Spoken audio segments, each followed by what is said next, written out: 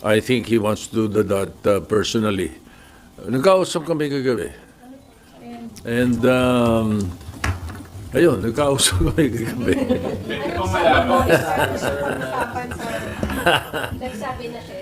You know, Senator Lacson is frustrated. He's not stressed. Sanay sa stress yun eh. Yeah. Pero ang nakikita niya, frustrated because nag-hearing siya, may umaangal. Bakit nag-hearing? Pag hindi siya nag-hearing, may umaangal. Bakit hindi nag-hearing? Ano ba talaga? Diba? So, and then I think the way he ran the Blue Ribbon Committee hearings were very good. So, siguro, the man is frustrated. I will support whatever decision he makes, and I will accept whatever decision he makes, and he has my 100% support, whatever it is. SP, yung pong decision niya po ba ay final na o pwede pa po siyang mapahinuhod ng majority at ninyo na magstay put as chairman po ng Blue Ribbon Committee? I think that question is best asked of him. I cannot answer for him. Pero sir, anong sense ng majority? We can only hope for the best. Opo, pero sir, ano po ang sentiment, sir, ng majority bloc? Sabi niyo po you're in touch with them. Ano po ang sinabi nila? Gusto ho ba nilang manatili si Senator Lacson o gusto nilang mapalitan? Karamihan. Hindi naman ko komentaryo iba pa, pero yung karamihan ay sinasabing nila na baka pwede pa makausap si Senator Lacson. Para po? To stay. Kasama ba yung sila pag-usapan niya? Sinabi niyo po ba sa kanya to reconsider this decision?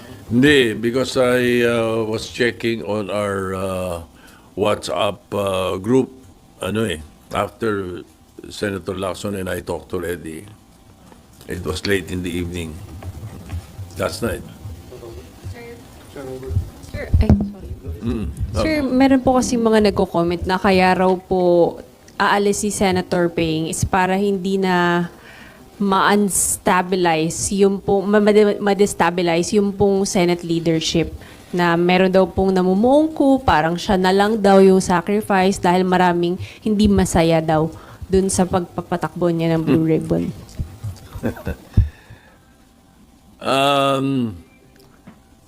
Everybody's entitled to his own opinion, so whatever they say, it's up to them if that's their opinion. But as far as I'm concerned, and my opinion is, the Senate is stable, both majority and minority. I am very sure that the Senate is stable, and we will make sure, under my leadership, we will make sure that everything will be transparent, everything will be accountable. So, what do you mean by rumors na merong attempt to unseat you and install a new leader? Hindi ko alam kung saan nanggagaling eh. Alam mo naman dito sa Senado, pagka nanggagaling sa social media yung kwento, hindi ka, madaling kumalat dahil social media, pero I don't see it coming from anywhere. In fact, the other day, nagkausap kami ni Senator Alan at nababanggit na rin yan eh. Sabi niya nga, siya mismo nagsabi sa akin, wala naman akong kinakausap kahit sino eh, sabi rin niya. And you believe it, sir? And you believe it, sir? Yeah, I believe him. Sir, yung pong napag-usapan ninyo sa majority regarding dun sa leadership po, nag-loyalty check ba kayo or sila mismo kinausap kayo after hearing the story na sa inyo pa rin yung suporta po nila? Nagkakausap-usap naman kami. Pagka mayroong mga lumilitaw na ganyan, I get messages from some of them saying na, ano ba yan, we should listen to that, mga ganun-ganun. Yeah, no need for a loyalty check. How confident are you, SP, that the majority still... How confident are you, SP, that the majority bloc still supports your Senate presidency? I'm quite confident.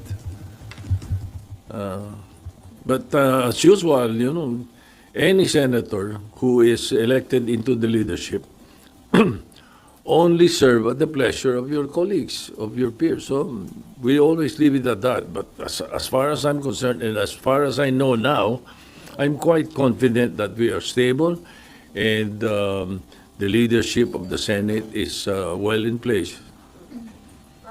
May interviews kay Senator JV na parang may lumabas sa mga reports na may balak siyang kumalas sa majority. May ganun ho bang na sabi po sa inyo? Paulit-ulit si JB, sinasabi niya na nung araw pa yan, rehash daw yan eh. And he was interviewed and quoted that, I think about more than 2 weeks ago, when the issue of the interview of Senator Lacson mentioned about certain insertions of some senators, or almost all like that. Parang ganun yung grabe. That was the reaction of Senator JV the following day. But after that, when I explained what insertions and amendments are and how it is really placed in the budget, at yun yung mga nabanggit na yun, ay karamihan naman yung amendments, it all settled down. So the issue that is being placed in social media and some mainstream media reports about Senator JB, I am very sure that he will deny it now. He did say that before.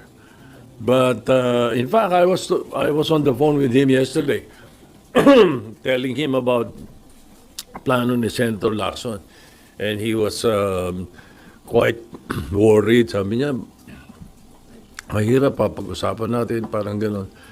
And then he also, he told me na baka iniisip ni Senator Lacson yung mga nilalabas sa media tungkol sa sinabi ko, baka that influences him. Sabi ni Senator JB, that's an old rehash, sabi niya. Wala akong sinasabing ganun. And I think he talked to, Senator JB called Ping to tell him that. As far as you know, SP, walang kahit sinong miyembro ng mayorya ang kakalas at this time po? Yes. SP, kung sakaling matuloy po yung resignation ni Senator King, sino po yung posibleng umalit? Tsaka itutuloy pa po ba yung mga hearing ng Blue Ribbon kahit mag-resign na si Senator King? The Blue Ribbon is always alive as far as the Senate is concerned. Kaya siya lang ang pwedeng mag-motu proprio hearing without a resolution, without a privilege speech, without any bill referred to it. Motu proprio by the chairman. Kaya laging buhay ang Blue Ribbon. Hindi mawawala yan. Hindi nawawala yan. Maaaring na-postpone kuminsan, na-suspend, but it is always ongoing. Now, if indeed Senator Lacson resigns, his candidate would be a very good it would be something to consider. But we will leave it up to the members of the majority. We'll talk about it first. We'll cross the bridge when we get there. Pero sir, yung flood control investigation, ipagpapatuloy pa rin po ba? Siyempre, kung ano yung mga dapat maipadala na namin. Meron kami mga nakuha na marami ng impormasyon na nakuha Ang importante dito, ipadala ito sa ICI and the DOJ so that they continue with it can aid them in their the performance of their mandates. Laking tulong yun, palagay ko, sa kanila. SP, kayo po ba personally, meron po kayong Sir, nasa harap na ako. SB, kayo po personally, meron kayong pick for the Blue Ribbon Chair? For the new... Meron po kayong gustong choice ninyo for Blue Ribbon Chairman?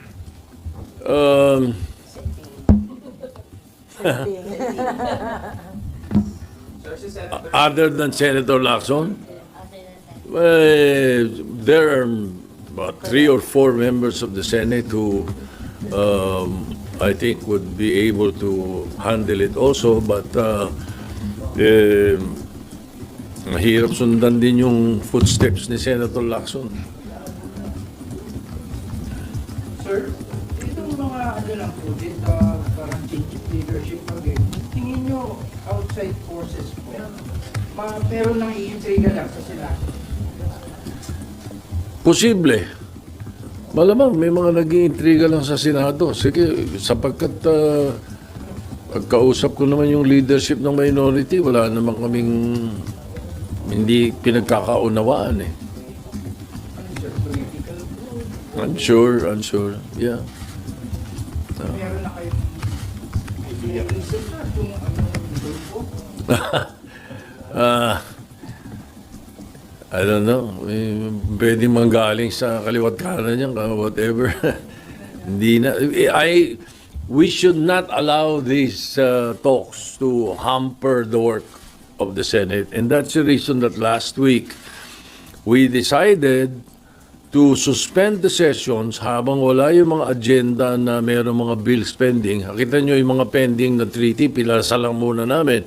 Then we suspended to allow the budget deliberations and the budget hearings, I should say, to allow the budget hearings to continue without stoppage. Kasi nangyayari, every 3 p.m., because of the session, they have to stop the budget hearings. And the other hearings of the different the committees, because the only way we can get the agenda into the plenary is when the committees are done and are ready to report out the bills. One thing that I'm sure not a lot of people are aware of, or there are few who are not aware of the fact that the Senate works on committees, through committees. The Senate works through committees. We don't work in plenary. We work through committees. Kaya ang mga bills at ang agenda ay nanggagaling sa committee work. And in this case, because of the single most important piece of legislation to be passed, the budget, the GAA for 2026, we should be very clean, other than what happened in the 2025 budget. I think it needs our full attention. And that is the reason that in this suspension of the final week of the sessions and into the break is only as far as both houses are concerned. But as far as the Senate is concerned, it is a working break because of the budget hearings and the committee hearings. Ayan. Approve nyo na po ba yung hiling ng House na sa October 13 na kayo mag-adjourn? October 13, Yes, sir. they sent me a notice, and that is prescribed in the Constitution, na kapag merong nag-adjourn na isang House, kailangan merong 3 days notice yung isa kung siya ay mag-a-adjourn ng maaga or mag-a-adjourn ng delay. The maximum allowed is 3 days. And that is the reason that they will adjourn on the 13th, but we will adjourn on the 10th. Okay? Ayun. Okay, yun. Now, why are they adjourning on the 13th? And this is, of course, born out of my talks with Speaker Boji D and their Majority Leader and their minority leader and the chairman of the appropriations, si Congresswoman Representative Swansea. Ang napag-usapan is they will not be given by the President the certificate of urgency. So they needed that instead of passing on second reading on the 10th and passing on third reading on the 10th. Because they can only do that if there is a certification of urgency by the President. The President does not want to certify the budget as urgent so that there will be time to go through the budget in at least 3 days para mabasa mabuti kung tama lahat yung pinapadala. I think that is the thinking himself. The President himself said that.